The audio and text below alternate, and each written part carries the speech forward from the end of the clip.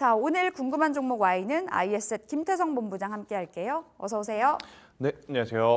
네, 본부장님 먼저 반도체 이야기 해보겠습니다. 네. 어제 하이닉스가 역대급 실적을 내놨잖아요. 그렇죠. 지금 자리에서 하이닉스 어디까지 어떻게 좀 해석을 해봐야 될까요? 참 우리나라 증시에 외국인의 수급만 조금 더 강하게 붙었더라면 아니면 삼성전자가 본연의 모습 정도만 보여줬다라면 어제 SK하이닉스는 조금은 더 강하게 상승할 수 있었던 강력한 모멘텀을 좀 보여줬거든요. 네.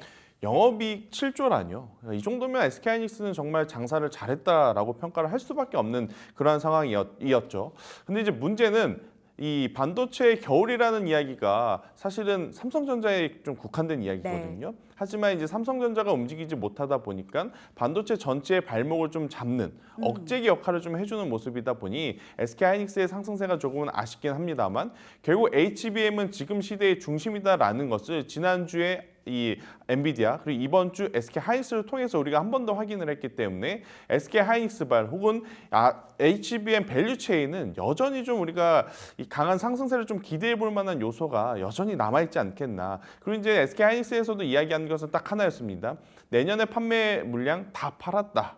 그러면 내년 이맘때쯤까지 SK하이닉스는 실적에 대한 부담감이 굉장히 적은 상태에서 흘러가는 상황이라 굉장히 더 좋은 모습을 좀 보여줄 수 있는 요소들은 갖춰졌다라고 좀 말씀드릴 수 있겠습니다. 확실히 HBM에 대한 고민은 네. 지금 자리는 좀 기우다라는 거네요. 그렇죠. 고민할 거 없이 HBM만 본다면 확실히 그 승기는 SK하이닉스가 잡았는데 그렇다면 삼성전자 네. 들고 있는 개인들 많을 거고요. 지금 자리 대체 어떤 대응이 맞을지 바닥 어딜까요? 참 삼성전자가 좀 공격적으로 어떤 투자자들과의 소통을 저는 조금 했으면 좋겠습니다. 그러니까 HBM3가 안 되면 안 된다, 되면 된다. 또 안 된다면 어느 공정에서 지금 문제가 있는지 그 이야기들을 좀 해준다 했었을 때 투자자들이 저는 그걸 좀 받아줄 만한 의향도 있다라고 생각이 들어요. 그것 또한 사실 불확실성 제거잖아요. 그렇죠. 안 되면 우리가 지금 어느 정도까지 하고 있는데 이 부분에 대해서 지금 정체가 되어 있어서 이걸 해결하기 위해서는 시간이 어느 정도 필요하다라고 좀 전략을 플랜을 좀 정확하게 제시를 해주면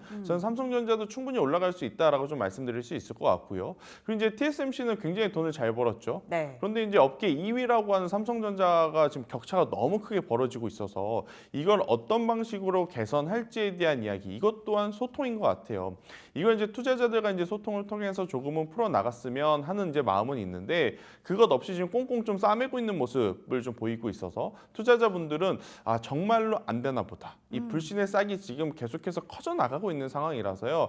가격적인 메리트는 생겼지만 앞서 말씀드린 대로 삼성전자에서 명확하게 어떤 가이드라인을 잡아주지 않는 이상 네. V자 반등이라든지 단기 반등세의 강도는 굉장히 약할 수밖에 없다. 그러니까 지금 가격이 싸다라는 저점 매수 하지만 그 이상의 수급의 유입의 지속성이 될 만한 요소가 지금 없는 상황이라서요. 네. 저점의 매수는 가능하지만 V자 반등이라든지 급격한 반등에 대한 부분은 제한적일 가능성이 높지 않겠나라는 의견 드려보도록 하겠습니다. 그렇다면 삼성전자 일각에서는 네. 5만 원 이탈도 대비해야 된다. 이 이야기 나오던데 본부장님 시각은 그렇게까지는 아니에요?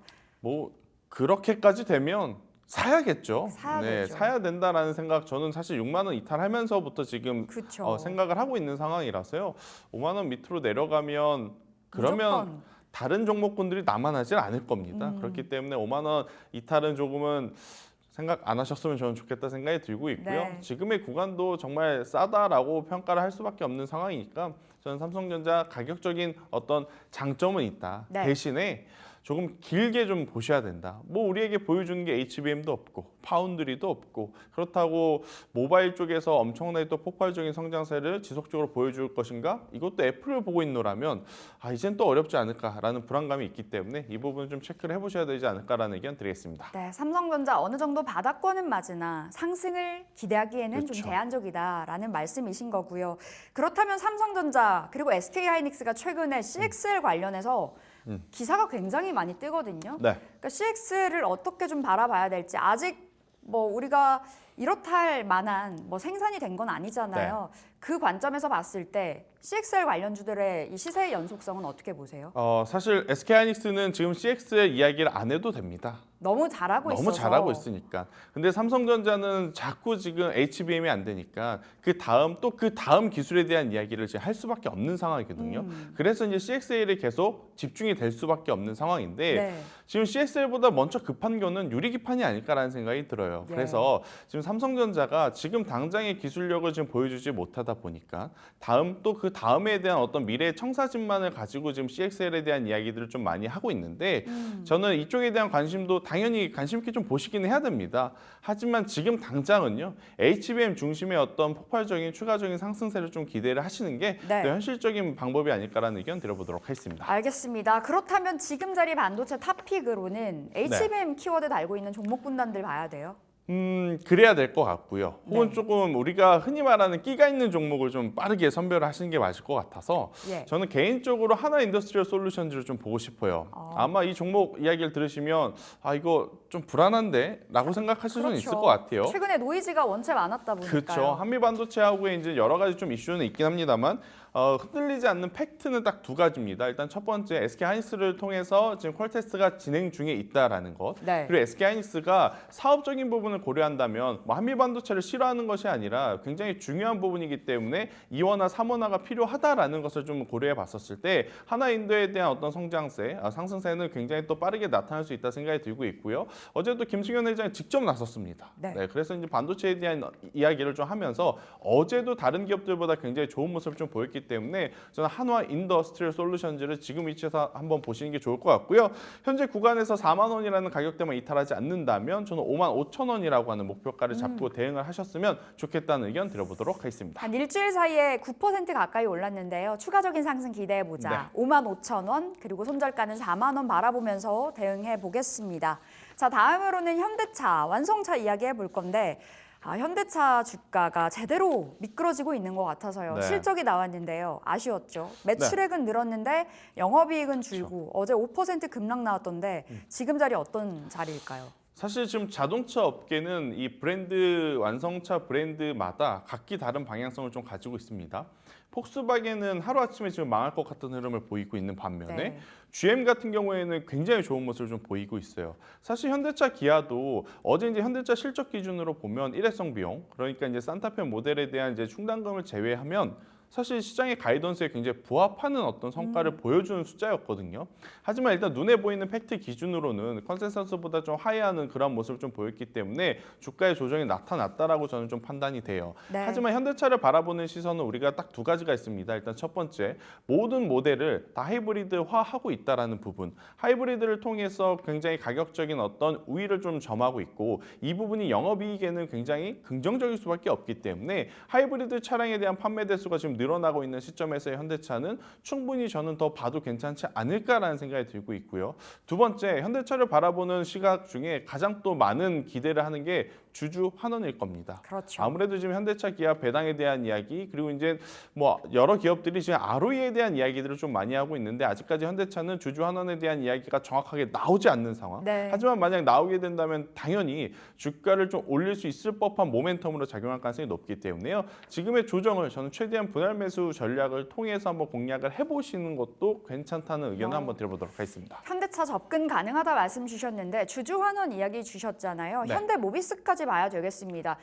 인베스터 데이에서 이제 무언가 나올 거다라는 그렇죠. 기대감도 있고 사실 지배구조 개편이라는 그 부분을 안고 현대모비스는 계속해서 시세 연속성 보여주고 네. 있는데 그렇다면 그 인베스터 데이까지는 홀딩이 괜찮을지 궁금하고 오히려 현대는 그때 사고 현대모비스는 그때 팔고 전략은 어떨까요?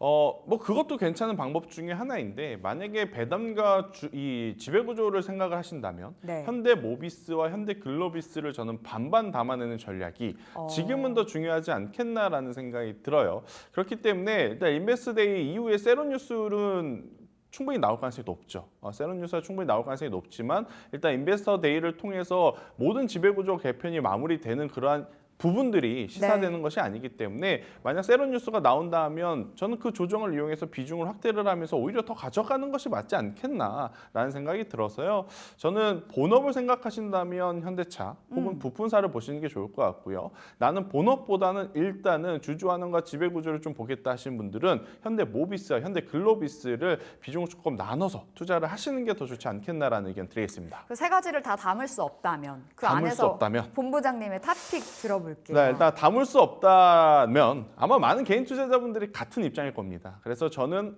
HL만도가 HL만도. 그래도 더 좋지 않을까라는 생각이 들어요. 부품주 내에서 HL만도고 제가 질문했던 건 현대차, 현대모비스, 현대글로비스 중에서는 그 셋 중에서는 저는 개인적으로 현대모비스죠. 현대모비스요. 네.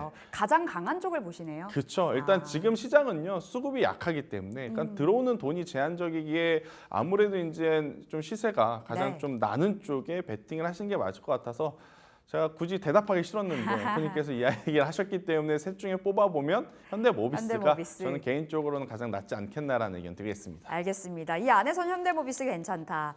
어느 정도 그 디데이 바라보면서 가져가 보셔야 되겠고 오히려 매수의 기회 좀 떨어졌을 때는 매수 찬스로 노려보시면 좋을 것 같고요. 자율주행 관련주들은 시세가 괜찮은 것 같아요. 그리고 2차 전지 또 한 번의 시각이 바뀔 시간일지 어떻게 보세요? 테슬라의 급등과 맞물려서요.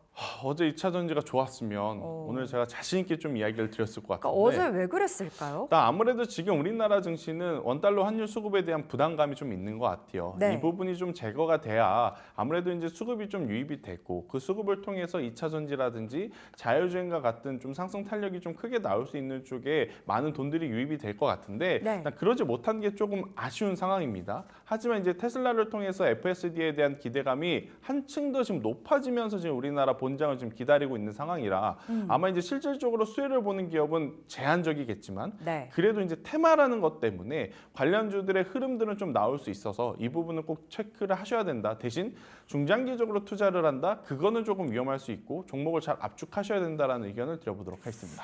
어렵습니다. 그럼 지금 자리 완성차 2차 전지 내에서 탑픽 HL만도 주신 건데 네. 이야기 들어볼게요. 목표가, 손절가 짧게 받아본다면. 네, 일단 뭐 HL만도 같은 경우에는 2차 전지 플러스 자율주행까지 이제 합쳐서 제가 말씀드리는 거고요. 네. 35,000원이라는 가격대 밑으로 내려가면 손절. 상승 시에는 목표가 55,000원을 제시드려 보도록 하겠습니다. 목표가 굉장히 후하게 주신 것 같은데요. 그렇죠. 이제 시작이어야 되니까요. HL만도는 조금 더 긍정적으로 말씀드리겠습니다. 알겠습니다. 55,000원 손절가는 지금 자리에서 어디로 바라보신다고요? 35,000원 이탈 시에 35,000원. 손절 드리겠습니다. 알겠습니다. 자, 이제 오늘장 전략 챙겨보도록 하겠습니다. 어떻게 바라보세요? 일단 외국인의 수급 유입 제가 계속 강조드리는데 수급 유입을 확인을 하고 예. 그 수급이 어디 쪽으로 가는지 확인한 이후에 저는 종목을 베팅을 하시는 게 맞다. 그러니까 오전에 종목을 조금 과감하게 트레이딩 전략을 세우시는 것보다는 저는 오후장 그러니까 종가에 외국인들의 수급 유입이 강한 쪽을 선택을 하셔서 베팅을 하시는 게 맞지 않겠나. 오늘도 금요일이기 때문에요. 장 초반 중반의 흔들림 혹은 이제 변동성에 너무 일일비 하실 필요는 없을 것 같아요. 그래서 이제 외국인의 수급을 먼저 확인하는 게 좋을 것 같고 오늘 테슬라발 2차 전지 관련주들의 회복력을 한번 체크를 해보셨으면 좋겠다는 의견 드려보도록 하겠습니다. 지난번과 똑같네요. 그 전략은 그쵸. 그 외국인들의 수급이 지금 요원한 상황이어서 어느 정도 그 장중 베팅보다는 종가 베팅이 좀 더 낫다. 네. 수급 동향도 좀 체크해 보면서 들어오셔야 되겠습니다. 오늘장 전략까지 챙겨보면서 자, 여기서 궁금한 정보 Y 인사드릴게요. 오늘 ISET 김태성 본부장 함께했습니다. 말씀 고맙습니다.